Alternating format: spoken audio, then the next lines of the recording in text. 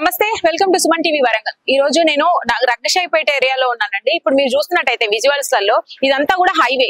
ఈ హైవేలో ఈ రోజు తెల్లవారుజామున 3 గంటలకు ఒక సంఘటన జరిగింది. ఇక్కడ ఒక బేకరీ ఉంటుందండి. ఇది చాలా ఫేమస్, కొన్నేళ్ల నుంచి కూడా చాలా బాగా నడుస్తున్న బేకరీ.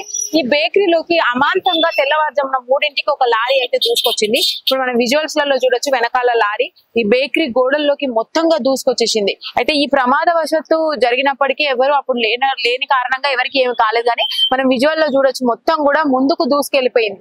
ఈ హైవే నుంచి వచ్చే వెహికల్ అనేది సైడ్ నుంచి మనకి ఈ రోడ్ ని దాటి క్రాస్ అయిపోయి పక్కన ఉన్న బేకరీలోకి, సందులో నుంచి బేకరీలోకి దూసుకెళ్ళింది. ఇక్కడ మనకు విజువల్స్ లో అలాగే కనిపిస్తుంది. ఒకసారి లోపలికి వెళ్ళి చూద్దాము అసలు ఎంతవరకు డ్యామేజ్ అయింది, లోపల ఎంతవరకు పోయింది అనేది అయితే ఒకసారి చూసే ప్రయత్నం చేద్దాం రండి. మనం ఇప్పుడు లోపలికి వెళ్తున్నామండి. బేకరీకి లోపల నుంచి మీకు విజువల్స్ చూపిస్తాను చూడండి.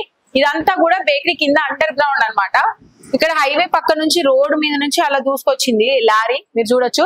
అది బ్రేక్ ఫెయిల్ అయిందా లేకపోతే పక్కన కార్ ఏదో ఒకటి అడ్డం వచ్చిందని అయితే డ్రైవర్ అంటున్నారంట. దానివల్ల పక్కకి తిప్పబోయే క్రమంలో బ్రేక్ ఫెయిల్ అయిపోయి లోపలికి వచ్చింది అంటున్నారు. మీరు చూడండి, గోడ మొత్తం కూడా కూలిపోయింది. కొంచెం ముందు భాగం వరకు కూడా ఒక 10% వరకు ముందుకు రావడం జరిగింది.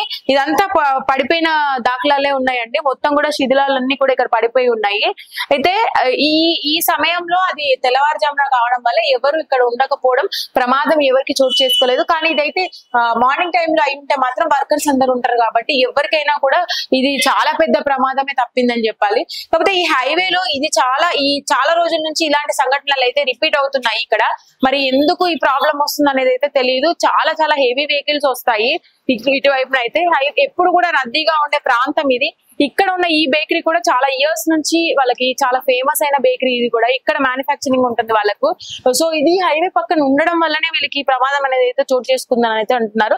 ఏదేమైనా ఇది ఎలా జరిగింది ఏంటనేది అయితే సీసీ ఫోటేజ్ కూడా మనం చూడాల్సిన అవసరం ఉంది. అసలు మనమైతే ఇప్పుడు బేకరీ లోపలికి వచ్చామండి. కింద అండర్ గ్రౌండ్ లో చూసాం కదా, ఇది పైన ఫ్లోర్ అన్నమాట. ఇక్కడ సేల్ పర్పస్ లో వీళ్ళు యూజ్ చేస్తారు ఈ ఫ్లోర్ అంతా కూడా. ఇప్పుడు మీరు విజువల్ లో చూసినట్టయితే ఇట్ సైడ్ వైపు వస్తే మీకు టైర్ అనేది బరస్ట్ అయిందనమాట. బ్లాస్ట్ అయిపోయి ముందుకు వచ్చిందంటే ఈ పై భాగంలో గుద్దడం జరిగింది. అయితే ఇది మనకి నెల్లూరు నుంచి వస్తుందంటండి ఈ వెహికల్. నెల్లూరు నుంచి వచ్చినప్పుడు మొత్తం కూడా ఆయిల్ ని వీళ్ళు ఫిల్ చేసుకొని వస్తున్నారు. ఆయిల్ ప్యాకెట్స్ ఉన్నాయట, దాన్ని మొత్తం కూడా స్టాక్ గోడౌన్ లాగా మొత్తం గోడౌన్ నుంచి ఫిల్ చేసుకొని ప్యాకెట్స్ అయితే తీసుకొని వస్తున్నారు వాళ్ళు నెల్లూరు నుంచి.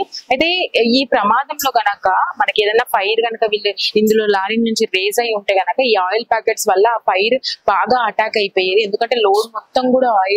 మీరు విజువల్స్ లో చూసుకున్నట్టయితే డ్యామేజ్ లెవెల్స్ అప్పుడు మాత్రం తీవ్ర స్థాయిలో ఉండేవి. మనకి ఇక్కడ హైవే నుంచి అండ్ అది దూసుకొచ్చినప్పుడు కరెంట్ వైర్స్ అయితే చాలా ఉన్నాయి హైవే పక్కన. అది స్తంభం పోల్ కూడా దాటుకుని ముందుకు రావడం జరిగింది. సో బికాస్ ఆఫ్ లోపల గనక ఈ ఆయిల్ ప్యాకెట్స్ అవి రేజ్ అయి ఉంటే మాత్రము ఆ వైర్లకి, ఆయిల్ కి, ఫైర్ కి మాత్రం చాలా పెద్ద విస్ఫోటనమే జరిగేది. అదృష్టవశాత్తు అది జరగలేదు. బట్ ఈ హైవే పక్కన ఇది జరగడం మాత్రం ఈ మధ్య కాలంలో చాలా సంఘటనలు జరిగాయి. మొత్తానికి ఇది మొత్తం ముందుకు చూడండి ఎంత ఘోరంగా కనిపిస్తుందో. పైన మాత్రం ఎక్కువ డ్యామేజ్ కనబడలేదు, కానీ మా అండర్ గ్రౌండ్ లో మీకు చూపించినట్టుగా అక్కడైతే విపరీతమైన డ్యామేజ్ అయితే జరిగింది.